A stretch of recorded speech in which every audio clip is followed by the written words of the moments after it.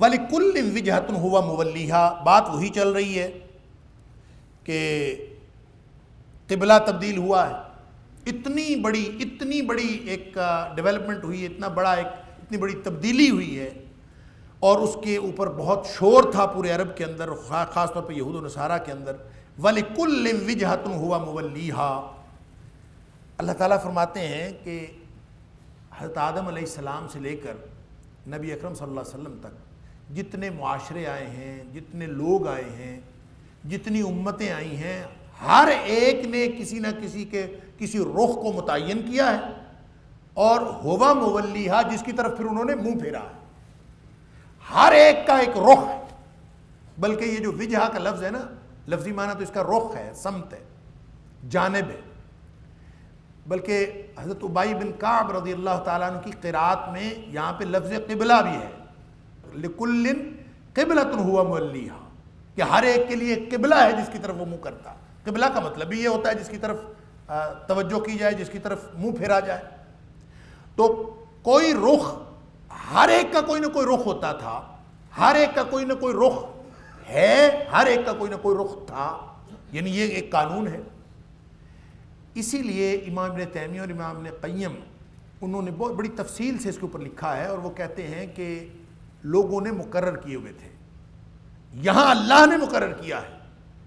پہلے جو قبلہ اول کو متعین کرنے کا ان کا حکم تھا، ان کا جو طریقہ تھا وہ اجتہادی تھا، ان کا ذاتی فیصلہ تھا، اجتہادی فیصلہ تھا، اور یہ فیصلہ جو اب ہو رہا ہے یہ اللہ کی طرف سے ہو رہا ہے کہ کعبۃ اللہ کی فولی وجہکم فولوا وجوہکم شطرا، سب کے سب اسی طرف منہ پھیرو، یہ اللہ کی طرف سے حکم آ رہا۔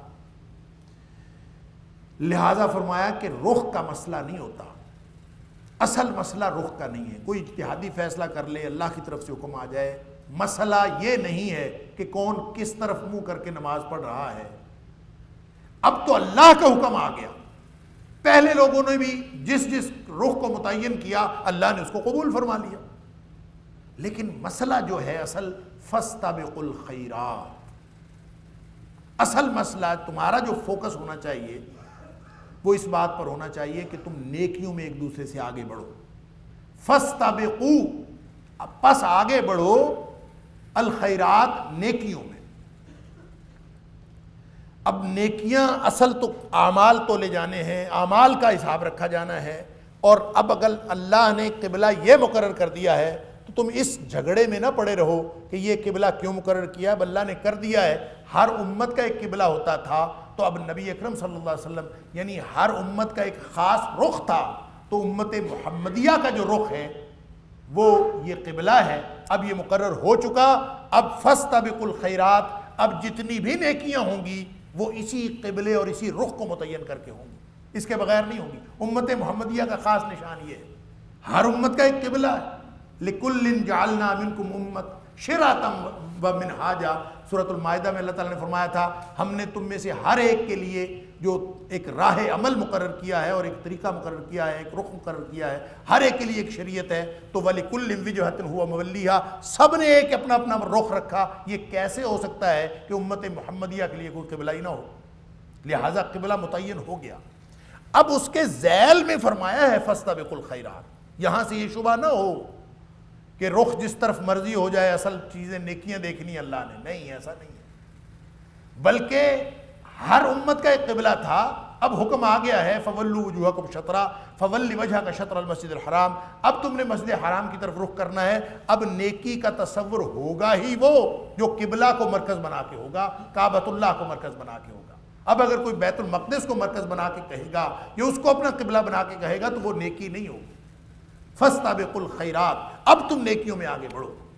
یہاں سے بعض مفسرین نے ایک اور نقطہ یہ نکالا ہے کہ یہاں نماز با جماعت کی تاکید ہے، اور خاص طور پہ اول وقت نماز کی تاکید ہے، کیونکہ یہاں پہ کہا گیا فاستبقوا الخیرات، آگے بڑھو، سبقت کرو، جلدی کرو خیرات میں۔ خیرات سے مراد وہ اچھے اعمال جن کو اللہ نے اچھا کہا۔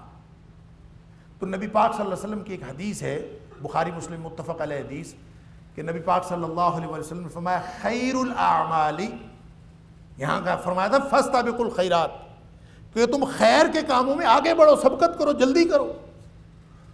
تو نبی پاک صلی اللہ علیہ وسلم نے فرمایا خیر الاعمال الصلاۃ لاول وقتها، بہترین اعمال میں سے ایک عمل یہ ہے کہ نماز کو اس کے اول وقت میں پڑھا جائے۔ تو اس کا مطلب یہ ہے کہ فاستبقوا الخیرات میں جو اول وقت میں جو پابندی ہے نماز کی وہ بھی اس کے اندر شامل ہے، اور ہو سکتی ہے کیونکہ دین ٹکڑیوں میں بٹا ہوا دین تو نہیں ہے۔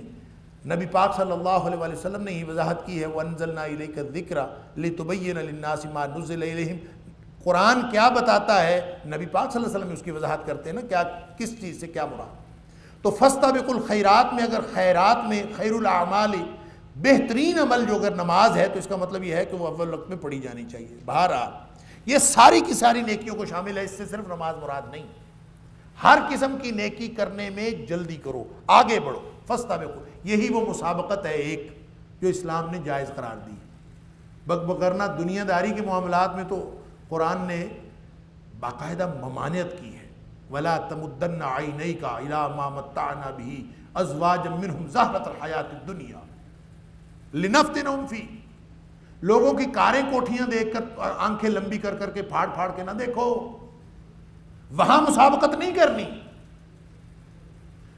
بلکہ وہاں پہ فرمایا ہے کہ یہ تو ہم نے دنیاوی آرائش کا، دنیاوی زندگی کی آرائش کا سامان ان کو دیا ہے، لِنَفْتِنَهُمْ فِيهِ، اور یہ آزمائش کے لیے دیا، تم یہ کام چھوڑو، وَرِزْقُ رَبِّكَ خَيْرٌ وَأَبْقَىٰ، تیرے رب کے پاس جو رزق ہے وہ اس سے بہتر بھی ہے اور وہ باقی رہنے والا بھی ہے، تم کیا کرو، وَأْمُرْ أَهْلَكَ بِالصَّلَاةِ وَاصْطَبِرْ عَلَيْهَا، تم نماز پڑھو، اپنے گھر والوں کو بھی نماز کا حکم دو، یعنی دل کشش کر رہا ہے دنیاوی مسابقت کی طرف، اسی لیے نبی اور حکم ہوا ہے کہ نماز پڑھو، یعنی ادھر نیکیوں میں مسابقت کرو، دنیاوی امور میں ایک دوسرے سے آگے بڑھنے کی کوشش نہ کرو، بلکہ وہاں تو نبی کریم صلی اللہ علیہ وآلہ وسلم نے فرمایا کہ جو لوگ، جس کو دنیاوی طور پر صاحب فضیلت کوئی نظر آئے، کوئی شخص ایسی فضیلت نظر آئے، تو وہ اپنے آپ کو مطمئن کرنے کے لیے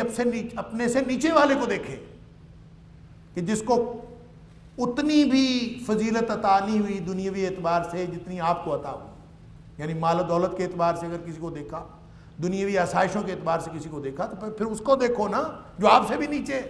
اللہ اکبر، وہ شیخ سعدی علیہ الرحمہ جنہوں نے کسی کو دیکھا تھا جب اپنے پاؤں جلے دھوپ میں بغیر جوتے کے جا رہے تھے، تو شکوہ پیدا ہوا کہ میرے پاس جو ہے وہ جوتا نہیں، تو اللہ تعالیٰ نے ایک آدمی دکھا دیا جس کے پاس پاؤں ہی نہیں تھے، تو فوراً شکر کے جذبات پیدا ہوئے کہ اللہ تیرا شکر ہے، مجھے کم از کم پاؤں تو دیے ہوئے، تو اپنے سے نیچے والے کو دیکھو، اسی وقت شکر کے جذبات پیدا ہو جاتے ہیں۔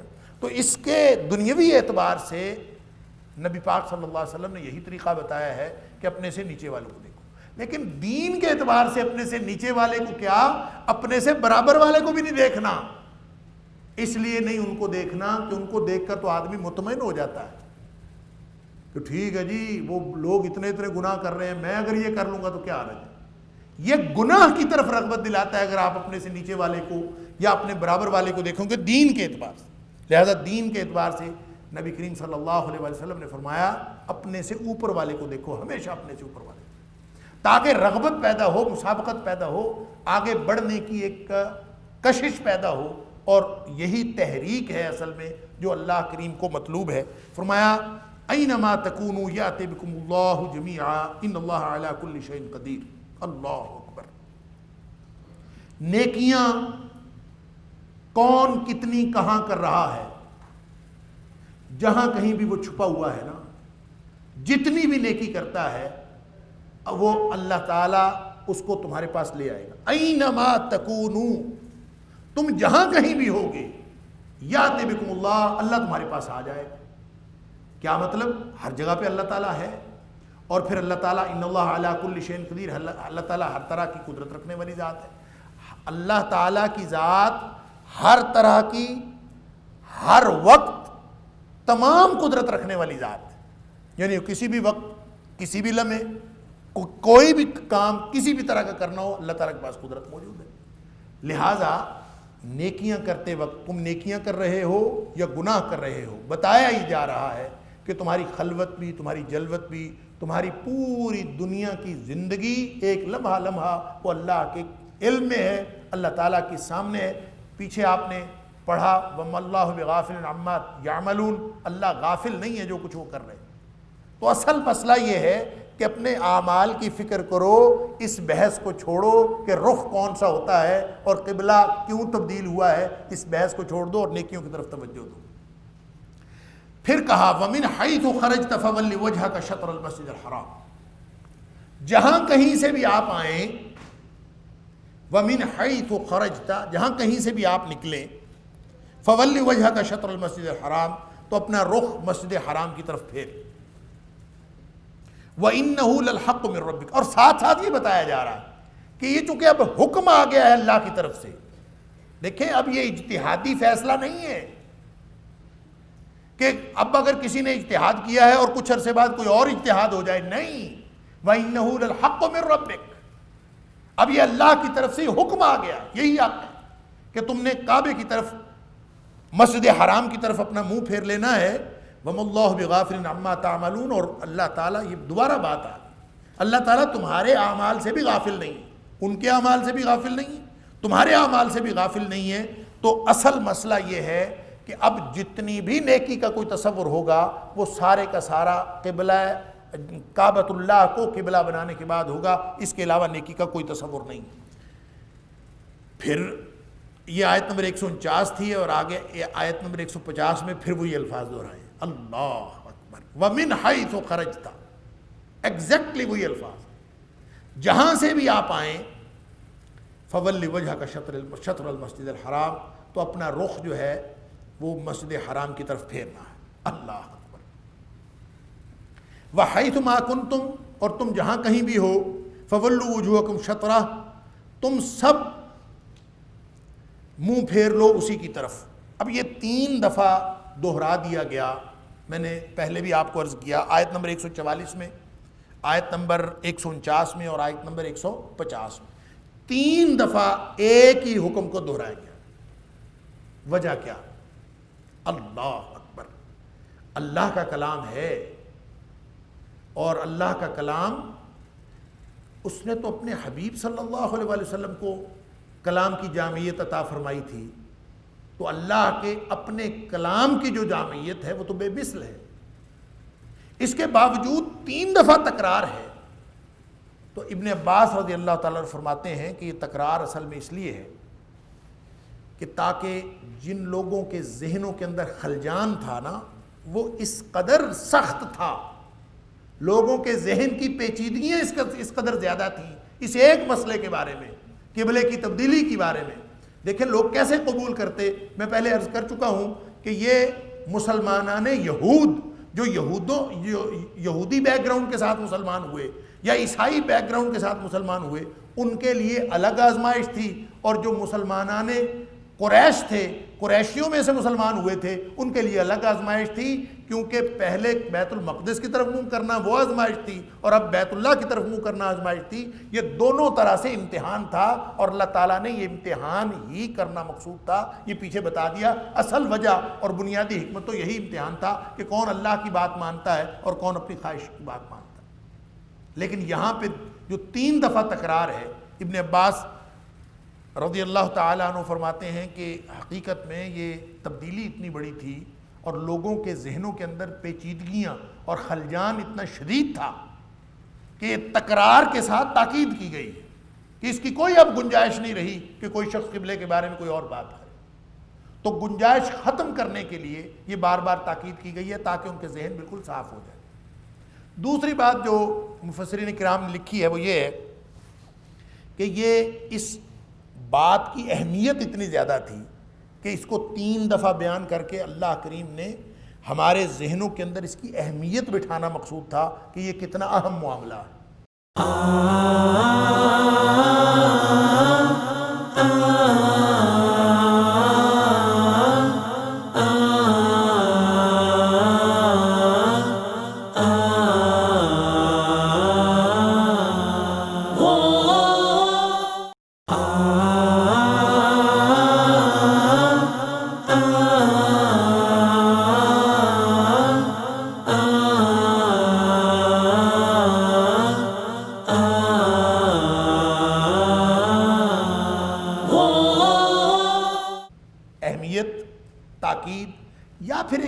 وجہ جو مفسرین نے لکھی ہے، انہوں نے لکھا ہے کہ یہ ان تینوں کی اپنی الگ الگ علت ہے، تینوں حکموں کی تین علتیں موجود تھیں، اور ان تین علتوں کی وجہ سے تین الگ الگ حکم دیے گئے۔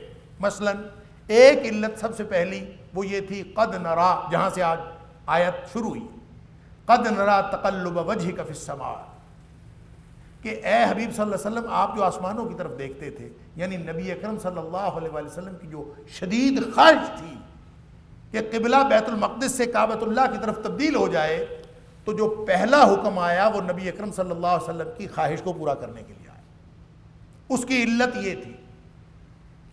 اور دوسری جو دوسرا حکم آیا وہ اس لیے آیا کہ وَلِكُلٍّ وِجْهَةٌ هُوَ مُوَلِّيهَا، ہر امت کا اپنا ایک قبلہ ہوتا ہے، تو امت محمدیہ کا اپنا قبلہ کیوں نہ ہو؟ لہٰذا ان کے قبلے کے تقرر کے لیے یہ دوسری علت تھی کہ دوسرا حکم اللہ کریم نے ارشاد فرمایا۔ اور تیسرا حکم جو تھا، جو آیت نمبر 150 کے اندر اللہ کریم نے تیسری دفعہ تکرار فرمائی ہے، یہ اس کی وجہ یہ ہے کہ یہ جو یہود و نصارہ اعتراض کر رہے تھے، جو معاندین اسلام تھے، اس میں یہود بھی تھے، اس میں عیسائی بھی تھے، اس میں مشرکین مکہ بھی تھے، اور دیگر لوگ جو اعتراض کر رہے تھے، ان کے اعتراضات کو دور کرنے کے لیے اور ان کے اعتراضات کے جواب میں فرمایا فَوَلِّ وَجْهَكَ شَطْرَ الْمَسْجِدِ الْحَرَامِ۔ یہ گویا تینوں جو تاکیدیں ہیں اور یہ جو تکرار ہے، ان تینوں کی اپنی الگ الگ تین علتیں ہیں۔ ایک اور وجہ بھی مفسرین نے لکھی ہے، اور وہ کہتے ہیں کہ یہ اصل میں تین صورتیں، تین علتیں یا تین صورتیں بھی ہو سکتی ہیں۔ مثلا آدمی اگر مسجد حرام کے اندر کھڑا ہوا ہے تو اس نے منہ کس طرف کرنا ہے؟ اس نے اس کمرے کی طرف کرنا ہے جس کو بیت اللہ کہتے ہیں۔ مسجد حرام میں ہوگا تو اس نے فَوَلِّ وَجْهَكَ شَطْرَ الْمَسْجِدِ الْحَرَامِ، یہ مسجد حرام کا جو خاص حصہ ہے یعنی کعبۃ اللہ، اس کی طرف منہ کرے گا۔ ایسے نہیں ہے کہ وہ مسجد حرام کے کسی بھی حصے کی طرف منہ کر لے، وہ بیت اللہ کی طرف منہ کرے گا۔ تو پہلا حکم اس شخص کے لیے اس صورت میں ہے اگر کوئی شخص مسجد حرام کے اندر، اور اگر کوئی شخص مکہ میں ہو لیکن مسجد حرام کے اندر نہ ہو تو اس کے لیے دوسرا حکم ہے، یہ دوسری صورت ہے کہ اگر وہ مکہ میں ہے تو پھر وہ کس طرف منہ کرے گا؟ کعبہ تو چھوٹا سا ہے، اس کی طرف رخ کرنا اس کے لیے مشکل ہے، مسجد حرام بڑی ہے، وہ جہاں کہیں سے بھی رخ کرے گا وہ مسجد حرام کی طرف رخ کر لے۔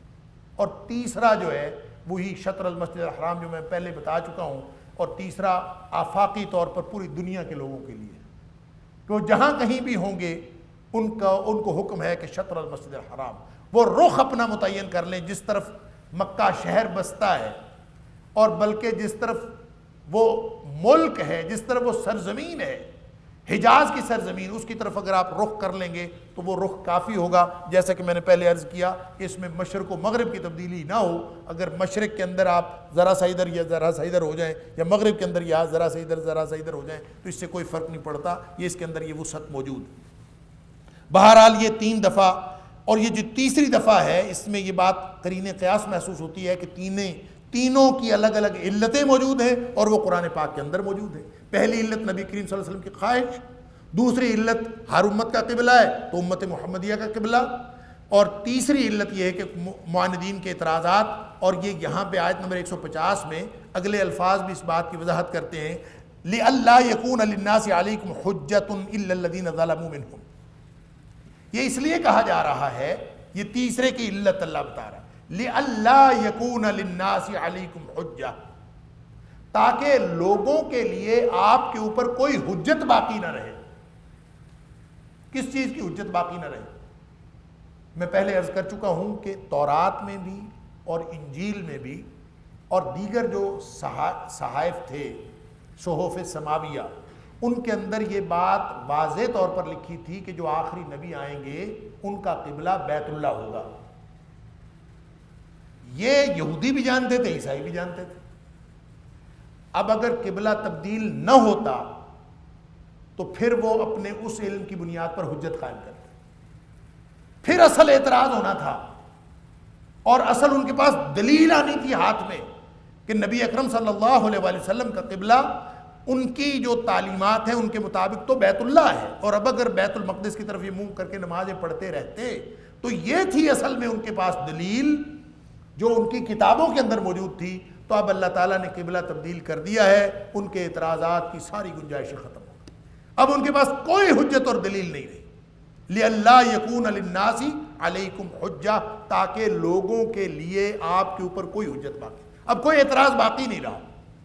اچھا, اس کا یہ مطلب ہرگز نہیں ہے. لوگ اکثر اس طرح کی باتیں جو قرآن کے بارے میں ہیں یا حدیث کے بارے میں ہیں, اس سے یہ سمجھتے ہیں کہ جب حجت باقی نہیں رہی تو اس کا مطلب یہ ہے کہ اس کے اوپر حملہ بھی نہیں ہوگا. یعنی اگر قرآن کی حفاظت کا ذمہ اللہ نے لیا ہے, اِنَّا نَحْنُ نَزَّلْنَا الذِّكْرَ وَإِنَّا لَهُ لَحَافِظُونَ, قرآن محفوظ ہے, تو اس کا مطلب یہ نہیں ہے, محفوظیت کا یہ مطلب ہرگز نہیں ہے کہ کوئی ظالم اس کے محفوظیت کو چیلنج کرنے کے لیے ٹکریں بھی نہیں مارے گا, وہ تو مارے گا. اسی طرح اگر نبی کریم صلی اللہ علیہ وآلہ وسلم کے فرامین کی حفاظت کا اللہ نے ذکر کے اندر, نبی پاک صلی اللہ علیہ وسلم کی اگر حدیث کی حفاظت نہ ہو تو قرآن کی حفاظت کا کوئی مطلب ہی نہیں. کیوں؟ وَأَنزَلْنَا إِلَيْكَ الذِّكْرَ لِتُبَيِّنَ لِلنَّاسِ مَا نُزِّلَ إِلَيْهِمْ, اے حبیب صلی اللہ علیہ وسلم آپ کی طرف تو ہم نے نازل کیا ہے, اور آپ نے تو بتانا ہے کہ اصل میں نازل کیا کیا گیا ہے, آپ نے تبیین کرنی ہے. تو تبیین تو ہو ہی نہیں سکتی جب نبی پاک صلی اللہ علیہ وسلم کا مجموعہ فرامین محفوظ نہ ہو. لہٰذا محفوظ ہونے کا یہ مطلب ہرگز نہیں ہے کہ لوگ اس کی غیر محفوظیت کے لیے کوشش نہیں کریں گے, کوشش تو کریں گے. جیسے یہاں پہ اللہ کریم فرماتے ہیں کہ کوئی حجت باقی نہ رہے, تو حجت باقی نہیں رہی, لیکن ساتھ فرمائے إِلَّا الَّذِينَ ظَلَمُوا مِنْهُمْ, ظالم تو ٹکریں مارتے رہیں گے. یعنی لوگ اعتراضات کرتے رہیں گے. قرآن کے اوپر اتنے اعتراضات ہوئے, ہمیشہ ہوتے رہے, آج تک ہوتے آئے, اور لوگوں نے قرآن کو تبدیل کرنے کی کوششیں کی, ہوتی رہیں, اب بھی ہو رہی ہیں, آئندہ بھی ہوتی رہیں. حدیث کے اندر شکوک و شبہات پیدا کرنے کی کوششیں پہلے بھی ہوئیں, اب بھی ہو رہی ہیں, بعد میں بھی ہوتی رہیں. اس کے محفوظ ہونے کا یہ مطلب نہیں ہے کہ لوگ اس کو غیر محفوظ بنانے کی کوشش نہیں کریں گے. کوشش تو ہو رہی ہے, لیکن اللہ نے اس کی حفاظت کر دی. قرآن کو غیر محفوظ بنانے کی کوشش ہو رہی ہے, اللہ نے اس کو محفوظ بنانے کا. اسی طرح حجت کوئی نہیں رہی. لِأَلَّا يَكُونَ لِلنَّاسِ عَلَيْكُمْ حُجَّةٌ, ان کے پاس حجت دلیل کوئی باقی نہیں رہی. لیکن اس کے باوجود إِلَّا الَّذِينَ ظَلَمُوا مِنْهُمْ, ان میں سے بھی جو ظالم ہے نا, انہوں نے ٹک کے بیٹھنا کوئی نہیں ہے, اعتراضات کرتے رہیں گے. وہ ایسا نہیں ہے کہ حجت کوئی باقی نہیں ہے تو چپ کر کے بیٹھ جائیں. کوئی دلیل کی بنیاد پر وہ کر رہے ہیں. دلیل کی بنیاد پر تو کسی کا اعتراض ہے ہی نہیں. اگر دلیل کی بنیاد پر ہوتا تو قرآن تو بار بار چیلنج کرتا ہے, قُلْ هَاتُوا بُرْهَانَكُمْ إِن كُنتُمْ صَادِقِينَ, تمہارے پاس کوئی دلیل ہے تو لاؤ. بلکہ سورہ قصص کے اندر تو اللہ کریم نے نبی کریم صلی اللہ علیہ وسلم سے یہ بھی کہلوا دیا, قُلْ فَأْتُوا بِكِتَابٍ مِّنْ عِندِ اللَّهِ هُوَ أَهْدَىٰ مِنْهُمَا أَتَّبِعْهُ إِن كُنتُمْ صَادِقِينَ, کہ کوئی کتاب اگر اس سے زیادہ سچی تمہارے پاس ہے تو لے آؤ, میں اس کی پیروی کروں. ان کنتم صادقون, ان کنتم صادقین, اگر تم سچے ہو. گویا نبی کریم صلی اللہ علیہ وآلہ وسلم کی حقانیت, قرآن کی حقانیت, اور معاندین کے پاس کسی دلیل کا نہ ہونا اس بات کی گارنٹی نہیں ہے کہ کوئی اسلام کے خلاف اعتراضات نہیں اٹھائے گا. اس بات کی گارنٹی نہیں ہے کہ کوئی حدیث پر اعتراضات نہیں اٹھائے گا. بلکہ معاندین تو اپنی کوشش کرتے ہی رہیں گے. إِلَّا الَّذِينَ ظَلَمُوا مِنْهُمْ, یہاں بھی اللہ کریم نے یہ استثناء بتایا ہے, جو ظالم لوگ ہیں جن کے پاس بغیر دلیل کے ڈٹے رہتے ہیں وہ تو اپنا کام کرتے رہیں گے. البتہ ویسے کوئی حجت ان کے پاس باقی رہی نہیں. فَلَا تَخْشَوْهُمْ وَاخْشَوْنِي. اب یہ جب بھی قوموں کا تصادم ہوتا ہے یا تہذیبوں کا تصادم ہوتا ہے یا ادیان کا تصادم ہوتا ہے تو یہ مرحلہ بہت ہی مشکل ہوتا ہے اقوام کے اوپر, کہ آپ کے سامنے اتنی بڑی قوم ہو جو ہر اعتبار سے آپ سے زیادہ تگڑی ہو, آپ کے سامنے اتنی بڑی تہذیب ہو جو ہر اعتبار سے آپ کو مغلوب کیے ہوئے ہو, اور جب بھی آپ یا آپ کے سامنے ایسا کوئی دین, ایسا کوئی نظریہ ہو جس نے اپنے جھوٹے دلائل کی بنیاد پر اپنی حقانیت منوا لی ہو, تو پھر تم نے کیا کرنا. یہ ہے وہ موقع, یہ ہے وہ مرحلہ جو ہر قوم کی زندگی میں آتا ہے۔ اللہ اکبر۔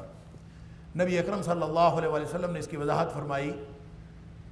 ایک حدیث کے اندر آتا ہے، حضرت ابو ہریرہ رضی اللہ تعالیٰ راوی ہیں، فرماتے ہیں کہ نبی کریم صلی اللہ علیہ وسلم نے فرمایا انہا ستأتی علی الناس سنون خداع، لوگوں کے اوپر ایک دھوکے کا دور آئے گا، اور وہ دھوکے کا دور کیا ہوگا؟ یصدق فیہ الکاذب ویکذب فیہ الصادق، اس میں سچے کو جھوٹا کہا جائے گا، جھوٹے کو سچا کہا جائے گا۔ وَيُؤْتَمَنُ فِيهَا الْخَائِنُ وَيُخَمَّنُ فِيهَا الْأَمِينُ، جو دیانتدار ہوگا اس کو لوگ بددیانت کہیں گے، اور جو بددیانت ہوگا اس کی امانت اور دیانت کے چرچے ہوں گے۔ کتنا بڑا چیلنج ہے، قوموں کی زندگی میں یہ چیلنج آتا ہے۔ اس کا مطلب یہ ہے کہ جو سچا ہے نا، وہ اس سچویشن کو فیس کرنے کے لیے تیار رہے کہ اس کو لوگ جھوٹا کہیں گے، اس کے خلاف ثبوت لائیں گے کہ تم جھوٹے ہو۔ اور جو دیانتدار ہے وہ اس سچویشن کو فیس کرنے کے لیے تیار رہے کہ کسی بھی وقت لوگ اس کے خلاف ایسا مواد اکٹھا کر کے لے آئیں گے کہ وہ اس کو بددیانت قرار دیں۔ اللہ، یہ قوموں کی زندگی میں یہ مراحل آتے ہیں، تصادم کی نوبت آتی، ٹکراؤ کی صورت بنتی ہے۔ اس وقت کیا کرنا ہے؟ یہ ہر اس مرحلے کے لیے جو فکری تہذیب، جو فکری طور پر ہو یا عملی طور پر ہو، تہذیبی سطح پر ہو، قومی سطح پر ہو، دینی سطح پر ہو، کسی بھی طرح کا تصادم اور ٹکراؤ آئے اور یہ مرحلہ آئے، کسی بھی معاشرے کا کسی معاشرے کے ساتھ یہ مرحلہ آئے، تو اس کے لیے ہدایت ہے کہ وہ کیا ہے؟ فلا تخشوہم واخشونی۔ اللہ اکبر۔ تمہارے سامنے جتنا مرضی بڑا دشمن ہو، فکری طور پر تمہارے اوپر چھا جائے، ہر طرح کا غلبہ حاصل کر لے، فلا تخشوہم، تم نے ان سے مرعوب نہیں ہونا، ان سے ڈرنا نہیں۔ ساری دنیا کہے کہ تم غلط ہو، فلا تخشوہم، پھر بھی ڈرنا نہیں۔ واخشونی، مجھ سے ڈرنا، اللہ سے ڈرنا ہے، ان سے نہیں ڈرنا۔ حضرت ابن عباس رضی اللہ تعالیٰ عنہ نبی اکرم صلی اللہ علیہ وسلم کے ساتھ پیچھے ان کے سواری کرنے کا شرف حاصل ہوا، بچے تھے ابھی۔ 10 نصیحتیں کی وہاں پہ نبی اکرم صلی اللہ علیہ وسلم، اور ان نصیحتوں میں یہ بات فرمائی کہ ساری دنیا اگر اکٹھی ہو جائے، اور یہ چاہے بچے کو سمجھا رہے ہیں، اندازہ کیجئے عقیدہ بنایا جا رہا ہے،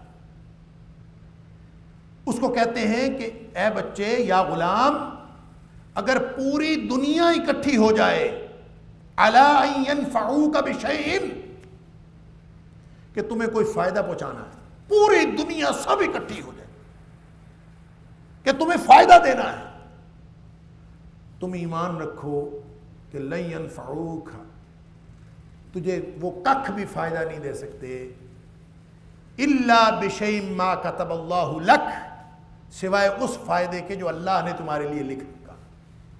اللہ فائدہ کرنا چاہے تو کر سکتا ہے، دنیا ساری اکٹھی ہو جائے تمہارا فائدہ نہیں کر سکتا۔ اسی طرح فرمایا کہ اگر دنیا ساری تمہیں نقصان پہنچانے پر اکٹھی ہو جائے تو ایمان یہ رکھنا ہے کہ وہ تیرا ککھ بھی نہیں بگاڑ سکتے، کچھ بھی تیرا نقصان نہیں کر سکتے، سوائے اس کے جو اللہ نے تیرے لیے لکھ دیا ہے یا تیرے اوپر نقصان ہونا لکھ دیا ہے۔ تو یہ ہے وہ عقیدہ جو ہر لمحے پر، ہر مرحلے پر، اور خاص طور پہ جو کٹھن معاملات اور کٹھن مراحل قوموں کی زندگی میں آتے ہیں، اس موقع پر ڈرنا ان سے نہیں ہے، ڈرنا اللہ سے ہے۔ فلا تخشوہم واخشونی، یہی ایک راستہ ہے۔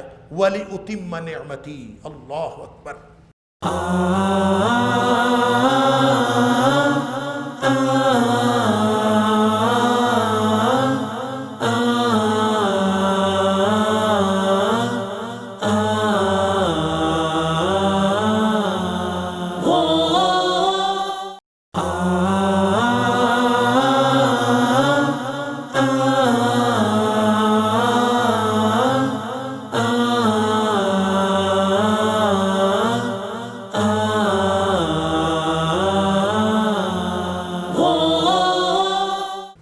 اب یہ ایک اور حکمت، یعنی حکمتیں بیان ہوئی ہیں نا.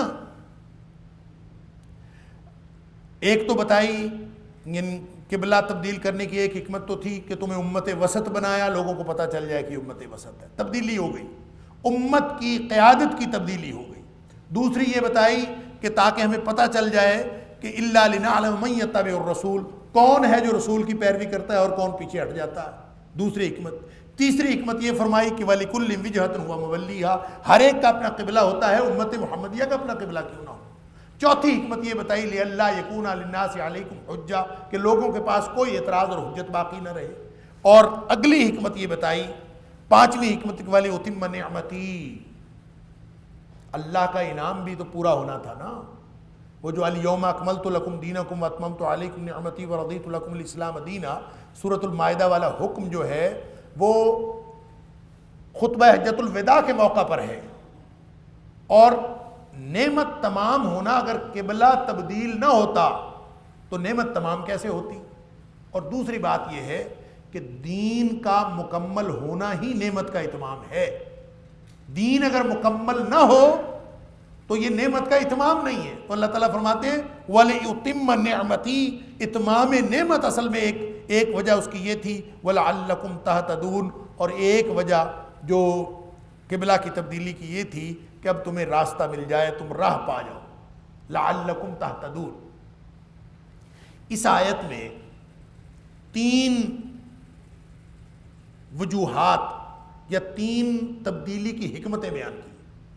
لِأَلَّا يَكُونَ عَلَيْكُمْ حُجَّةٌ, لِأَلَّا يَكُونَ لِلنَّاسِ عَلَيْكُمْ حُجَّةٌ, تاکہ دلیل کوئی باقی نہ رہے, ان کے پاس کوئی اعتراض باقی نہ رہے. دوسری حکمت وَلِأُتِمَّ نِعْمَتِي, اور تیسری حکمت وَلَعَلَّكُمْ تَهْتَدُونَ, تاکہ تم ہدایت پا جاؤ. تو اگر ان تینوں کے ساتھ ان تینوں احکام کو جوڑے, وہ جو تین دفعہ تکرار آئی ہے کہ فَوَلِّ وَجْهَكَ شَطْرَ الْمَسْجِدِ الْحَرَامِ, کہ مسجد کی طرف منہ پھیرو تو لوگوں کے اعتراضات ختم ہوں گے. قبلہ کی طرف منہ کرو گے, ساری تمہاری سوچیں, تمہارے معاملات, تمہاری ذاتی اور اجتماعی عبادتیں, ان کا مرکز اگر قبلہ ہوگا تو لوگوں کی حجتیں, ان کے اعتراضات ختم ہوں گے. وہ قبلہ تمہارا مرکز ہوگا تو نعمت کا اتمام ہوگا. وہ قبلہ تمہارا مرکز ہوگا تو تمہیں ہدایت ملے گی. گویا یہ جو تینوں حکمتیں بیان کی گئی ہیں, ان کا تعلق بھی اس تکرار کے ساتھ ہو سکتا ہے جو اللہ کریم نے تکرار فرمائی. کما ارسلنا فیکم رسولا منکم یتلو علیکم آیاتنا ویزکیکم ویعلمکم الکتاب والحکمہ ویعلمکم ما لم تکونوا تعلمون, جس طرح ہم نے بھیجا تمہارے اندر ایک رسول, تمہارے اندر سے ہی, یتلو علیکم آیاتنا, جو ہماری آیتیں تمہارے اندر تمہارے اوپر تلاوت کرتا ہے, ویزکیکم, اور تمہارا تزکیہ کرتا ہے, وَيُعَلِّمُكُمُ الْكِتَابَ وَالْحِکْمَةَ, اور تمہیں کتاب و حکمت کی تعلیم دیتا ہے, وَيُعَلِّمُكُم مَّا لَمْ تَكُونُوا تَعْلَمُونَ, اور تمہیں وہ کچھ سکھاتا ہے جو تم نہیں جانتے یا تم نہیں جانتے تھے. یہاں پہ اللہ کریم نے کما ایک جو تشبیہ دی ہے کہ جس طرح رسول بھیجا تھا اسی طرح کیا لعلکم تہتدون کی تشبیہ ہے, یا وَلِأُتِمَّ نِعْمَتِی کی تشبیہ ہے. کس چیز کی تشبیہ ہے؟ اس پورے مضمون کی تشبیہ ہے کہ جیسے اللہ تعالیٰ نے رسول نازل کیا ہے, جیسے اللہ تعالیٰ نے رسول بھیجا ہے, مبعوث کیا ہے, اسی طرح اللہ تعالیٰ نے قبلہ کا جو تبدیلی کا حکم دیا ہے. اور جیسے رسول کی رسالت ضروری تھی, ایسے ہی قبلہ کا تعین ضروری تھا. جس طرح سے وہ نعمت تمام ہوئی ہے, اسی طرح سے یہ نعمت بھی تمام ہونی ضروری تھی. تو گویا آیت نمبر 129 میں جو حضرت ابراہیم علیہ السلام اور حضرت اسماعیل علیہ السلام کی دعا کا ذکر تھا, وہاں بھی یہی الفاظ ہیں کہ وہ تزکیہ کرے تمہاری یتلو علیکم آیاتی ہی, کہ وہ تمہارے اوپر اللہ کی آیتیں پڑھ پڑھ کر سنائے. اللہ اکبر, اللہ کی آیتیں پڑھ پڑھ کر سنائے اور کتاب و حکمت کی تعلیم دے اور تزکیہ کرے. یہی نبوت کے جو 4 مقاصد وہاں پہ بیان ہوئے تھے, یہاں پہ بھی وہی 4 مقاصد بیان ہوئے. البتہ تھوڑا سا ترتیب کا فرق ہے, وہاں یزکیہم بعد میں تھا, یہاں یزکیہم پہلے ہے. یہ تھوڑا سا فرق ہے, اور اس فرق کو بھی مفسرین نے اس طرح دیکھا ہے کہ یزکیہم جب دعا کے اندر موجود تھا تو وہ بطور مقصد کے موجود تھا کہ ایک مقصد کتاب و حکمت کی تعلیم کے ساتھ یزکیم بھی ہوگا، لیکن دوسری وجہ یہاں پہ جو تبدیل ہو گئی ترتیب، تو کہتے ہیں اس کی وجہ عملی ہے، کہ عملی طور پر کسی بھی شخص نے اگر کتاب و حکمت کی تعلیم حاصل کرنی ہے تو اس کے لیے پہلے تزکیہ ضروری ہے، عقیدے کا تزکیہ، جس کی بات پہلے ہو چکی، عقیدے کا تزکیہ، ظاہر و باطن کا تزکیہ. اور جب تک تزکیہ کیے بغیر کوئی شخص تزکیہ کیے بغیر اپنی جو فکر کو اور اپنے دماغ کو خالی کیے بغیر اور فکری تجرد کے بغیر کوئی شخص اگر قرآن پڑھے گا تو وہ قرآن سے اپنی فکر کی دلیلیں تو اکٹھی کر لے گا، اس کو کبھی قرآن ہدایت نہیں دے گا. پہلے یزکیہم ہوگا، اپنی سابقہ وابستگیاں چھوڑ کے آئے گا تو پھر اس کو دین کی سمجھ آئے گی، پھر کتاب و حکمت کی تعلیم اس کو ملے گی. لہٰذا یزکیہم عملی طور پر پہلے آئے گا، لیکن دعا کے اندر بطور مقصد کے وہ اس کے اندر موجود تھا. تو کما کی تشبیہ یہ بتاتی ہے کہ قبلہ کی تبدیلی اور تعین بھی اتنی ہی بڑی نعمت ہے اللہ کی جتنی بڑی نعمت نبی اکرم صلی اللہ علیہ وسلم کی رسالت ہے. ان 4 مقاصد نبوت کے علاوہ یہاں پہ ایک اور مقصد ایڈ کیا گیا، ایک زائد بات فرمائی گئی، اور وہ زائد بات کیا ہے؟ فرمایا وَيُعَلِّمُكُم مَّا لَمْ تَكُونُوا تَعْلَمُونَ، اور تمہیں وہ کچھ سکھائے گا جو تم نہیں جانتے. اب سمجھیے ذرا بات کو. پہلے جب دعائے ابراہیم، دعائے خلیل کی بات ہوئی تھی تو میں نے اس وقت عرض کیا تھا 4 مقاصد نبوت پہ ہم نے الگ الگ گفتگو کی تھی کہ تلاوت کرنے کا کیا مطلب ہے، تزکیہ کرنے کا کیا مطلب ہے، کتاب و حکمت سکھانے کا کیا مطلب ہے. اور اس میں مفسرین اس طرف گئے ہیں کہ کتاب سے مراد اللہ کی کتاب ہے اور حکمت سے مراد نبی اکرم صلی اللہ علیہ وسلم کی سنت ہے. یہ 2 ہی طریقے ہیں جس کے بارے میں نبی پاک صلی اللہ علیہ وسلم فرما گئے تھے کہ میں تم میں 2 طریقے چھوڑ کے جا رہا ہوں، 2 چیزیں چھوڑ کے جا رہا ہوں، جب تک 2 چیزوں سے چمٹے رہو گے کبھی گمراہ نہیں ہوگے. وہ 2 چیزیں بھی اس میں شامل ہیں 4 مقاصد نبوت میں، اور تزکیہ بھی شامل ہے اس کے اندر، اور قرآن پاک کی تلاوت بھی شامل ہے. تو یہ جو زائد چیز ہے یہ کیا شامل ہوئی ہے اس میں؟ وَيُعَلِّمُكُم مَّا لَمْ تَكُونُوا تَعْلَمُونَ، تمہیں وہ کچھ سکھائے گا جو تمہیں علم نہیں ہے. اس سے کیا مراد؟ اس سے مراد وہ سارے علوم ہیں، دنیا کائنات کے علوم، اور علوم کی وہ ساری جہات، چاہے وہ طبیعاتی ہوں چاہے وہ مابعد طبیعاتی ہوں. ہر وہ چیز جو تمہیں معلوم نہیں ہے اس کا اگر علم حاصل کرو گے وحی الہی کے تابع رہ کے تو تمہیں ہر چیز کا درست علم حاصل ہو جائے گا. یہ وہی بات ہے جو میں پہلے عرض کر چکا ہوں کہ وَلَئِنِ اتَّبَعْتَ أَهْوَاءَهُمْ مِن بَعْدِ مَا جَاءَكَ مِنَ الْعِلْمِ، تمہارے پاس علم آ گیا اور تم اگر ان کی احوا کی پیروی کرو گے تو تمہیں کچھ نہیں ملے گا. اور اگر تم وحی الہی کی پیروی میں ان علوم کو سیکھنے کی کوشش کرو گے تو تمہیں ہر چیز مل جائے گی. کوئی علم اپنی نوعیت میں کفریہ علم نہیں ہوتا، خاص طور پہ بیسک سائنسز اور نیچرل سائنسز. ان کو پڑھنے کا انداز، ٹیچر کا عقیدہ، پڑھانے والے کی اپنی سمجھ، وہ اس کو کافر یا مسلم بناتی ہے. لہٰذا فرمایا کہ ہر وہ چیز جو نبی کریم صلی اللہ علیہ وسلم سکھائیں گے نا، وَيُعَلِّمُكُم، اور نبی پاک صلی اللہ علیہ وسلم تمہیں وہ سکھائیں گے مَا لَمْ تَكُونُوا تَعْلَمُونَ، جو تم نہیں جانتے تھے. تو اس کا مطلب یہ ہوا کہ علوم کی وہ ساری جہات، چاہے وہ باطنی علوم ہوں، چاہے وہ ظاہری علوم ہوں، چاہے وہ طریقت کے نام پر ہو، چاہے وہ باطنیت کے نام پر ہو، چاہے وہ حقیقت کے نام پر ہو، کوئی بھی چیز طبیعات کی ہو، مابعد طبیعات کی ہو، کوئی بھی چیز نبی اکرم صلی اللہ علیہ وسلم کے علم سے ہٹ کر اور ان سے الگ کر کے اس کو سمجھا نہیں جا سکتا. جو کوئی بھی اس کو سمجھنے کی کوشش کرے گا نبی کریم صلی اللہ علیہ وسلم کی دی ہوئی رہنمائی سے ہٹ کے تو وہ یقیناً گمراہی کی طرف چلا جائے گا. اب لوگ یہ کہیں گے، بہت سارے لوگوں کو اس بات سے یہ اعتراض ہوگا، اب اس کا مطلب یہ ہوا کہ فزکس پڑھنے کے لیے حدیث پڑھنی ضروری ہے، میتھمیٹکس پڑھنے کے لیے حدیث پڑھنی ضروری ہے، جغرافیہ پڑھنے کے لیے حدیث پڑھنی ضروری ہے، دنیا کے اتنے علوم ہیں پہلے حدیث پڑھیں. ہاں، اگر آپ نے وحی الہی کے تابع رہ کر وہ مقاصد حاصل کرنے ہیں جو وحی الہی کے مقاصد ہیں، تو پھر آپ کو العلم کا حصول ضروری ہے۔ العلم حاصل کریں گے تو پھر آپ دنیا کائنات کا جو مرضی علم پڑھیں وہ آپ کو مسلمان رکھے گا، وہ آپ کو اسلام کے لیے دلائل دے گا، وہ آپ اس کو اسلام کے لیے استعمال کر سکیں گے۔ لیکن اگر آپ کی بنیاد خواہشات کی پیروی ہے کہ صرف یہ کہ میتھمیٹکس پڑھ لیں، کیمسٹری پڑھ لیں، فزکس پڑھ لیں، میڈیکل سائنس پڑھ لیں، انجینئرنگ پڑھ لیں، کیوں؟ چنگی نوکری مل جائے، اچھا عہدہ مل جائے، سوائے خواہش نفس کی پیروی کے اور کیا ہے؟ اور جب خواہش نفس کی پیروی کے لیے علوم پڑھے جاتے ہیں تو پھر وہ سوائے گمراہی کے اور کچھ نہیں دیتے۔ تو نبی اکرم صلی اللہ علیہ وآلہ وسلم صرف وہ علوم دینے کے لیے نہیں آئے۔ اب اس کا مطلب یہ بھی نہیں ہے کہ نبی کریم صلی اللہ علیہ وسلم نے کوئی علم ایسا بھی ہے جو کتاب و سنت سے ہٹ کر کوئی چھپا کے رکھا تھا، یہ بھی مطلب نہیں ہے جیسے کچھ لوگوں کا خیال ہے جو سینہ بسینہ منتقل، ایسا نہیں۔ وہ پہلو، اس سے کیا مراد ہے میں ایک مثال دیتا ہوں، شاید بات سمجھ میں آ جائے۔ نبی اکرم صلی اللہ علیہ وآلہ وسلم، وقت ہو گیا بس میں یہ مثال دے کے اپنی بات ختم کرتا ہوں۔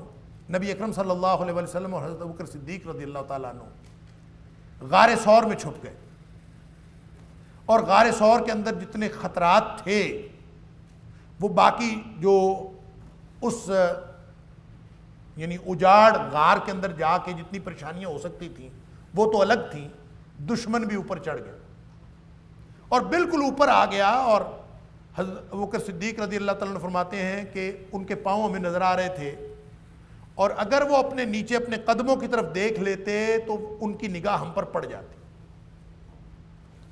اس موقع پر حضرت ابوبکر صدیق رضی اللہ تعالیٰ نے جس پریشانی کا اظہار کیا تھا نبی پاک صلی اللہ علیہ وسلم کے ساتھ، اب سمجھیے ذرا بات کو، پریکٹیکل لائف ہے، جنگ کا ماحول ہے، خطرے کی سچویشن ہے، دشمن اوپر پہنچا ہوا ہے، حالات تو اس وقت تقاضا کرتے ہیں کسی ظاہری اور محسوس قوت کا، حالات تقاضا کرتے ہیں اس سچویشن سے نکلنے کا۔ تو نبی اکرم صلی اللہ علیہ وسلم صدیق اکبر رضی اللہ تعالیٰ کی پریشانی دیکھ کے کیا فرماتے ہیں؟ فرماتے ہیں لا تحزن ان اللہ معنا۔ اب گویا وہ جو محسوس حقیقت تھی، وہ جو محسوس صورتحال تھی، اس کو نبی کریم صلی اللہ علیہ وسلم نے جوڑ دیا اس حقیقت کے ساتھ جو ایک غیر محسوس حقیقت ہے اور ماورائی حقیقت ہے جو ہماری نگاہوں کے سامنے نہیں ہے۔ نبی اکرم صلی اللہ علیہ وسلم اس کے ساتھ جوڑ کے ہمیں علم کا وہ پہلو بتا رہے ہیں کہ جن چیزوں کو تم ایک خاص نگاہ سے دیکھنے کے عادی ہو گئے ہو، اس کو اگر حقیقت کے ساتھ جوڑو گے تو تمہارے بہت سارے مسائل ویسے ہی حل ہو جائیں۔ نبی اکرم صلی اللہ علیہ وسلم کی ساری تعلیمات اسی طرح ہمہ جہت ہے۔ کوئی شخص یہ نہیں کہہ سکتا کہ نبی پاک صلی اللہ علیہ وسلم نے جو نماز کا حکم دیا، روزے کا حکم دیا، فلاں حکم دیا، فلاں حکم دیا، اس کا یہ ظاہری پہلو ہے دین کا، ہم کوئی باطنی پہلو اپنی طرف سے لے آئیں گے۔ کوئی شخص اگر یہ دعویٰ کرتا ہے تو اس کا مطلب یہ ہوگا کہ نبی کریم صلی اللہ علیہ وسلم نے یعلمکم ما لم تکونوا تعلمون، جو کچھ سکھانا تھا نا نبی پاک صلی اللہ علیہ وسلم کے مقاصد نبوت میں، یہ جو زائد بات اللہ کریم نے فرما دی تھی، اس کا مطلب یہ ہوگا کہ فما بلغت رسالتا، پھر اللہ کے رسول صلی اللہ علیہ وسلم نے وہ رسالت پہنچائی ہی نہیں۔ اگر وہ پورا مقاصد ہی پورے نہیں ہوئے اس کا مطلب تو یہ ہوگا نعوذ باللہ من ذالک۔ تو یقیناً نبی کریم صلی اللہ علیہ وسلم نے سب کچھ بتا دیا ہے۔ اور ایک آخری حدیث عرض کر کے میں بات ختم کروں کہ نبی پاک صلی اللہ علیہ وسلم نے فرمایا کہ میں نے ایک بھی بات ایسی نہیں چھوڑی جو تمہیں اللہ کے قریب کر سکتی تھی اور جہنم سے دور کر سکتی تھی۔ الا امرتکم بہ ما ترکت شیئا یقربکم الی اللہ ویبعدکم من النار، ایک بھی چیز میں نے ایسی نہیں چھوڑی جو تمہیں اللہ کے قریب کر سکتی تھی اور جہنم سے دور کر سکتی تھی، الا امرتکم بہ، مگر میں نے تمہیں اس کا حکم دے دیا۔ اور پھر فرمایا ما ترکت شیئا، کوئی چیز میں نے ایسی نہیں چھوڑی یبعدکم من اللہ ویقربکم الی النار، جو تمہیں اللہ سے دور کر سکتی تھی، جہنم کے قریب کر سکتی تھی، الا نہیتکم عنہ، مگر میں نے تمہیں ان سے منع کر دیا۔ گویا نبی کریم صلی اللہ علیہ وسلم نے کوئی کسر نہیں چھوڑی وَيُعَلِّمُكُم مَّا لَمْ تَكُونُوا تَعْلَمُونَ پر عمل کرنے کی۔ آپ نے وہ سارا کچھ سکھا دیا جو اللہ نے نبی کریم صلی اللہ علیہ وسلم کے ذمے لگایا تھا کہ امت کو سکھا دیں۔ اللہ تعالیٰ ہم سب کو اس پر عمل کرنے کی اور اس کو سمجھنے کی اور اس پر عمل کرنے کی توفیق عطا فرمائے۔ وآخر دعوانا الحمدللہ۔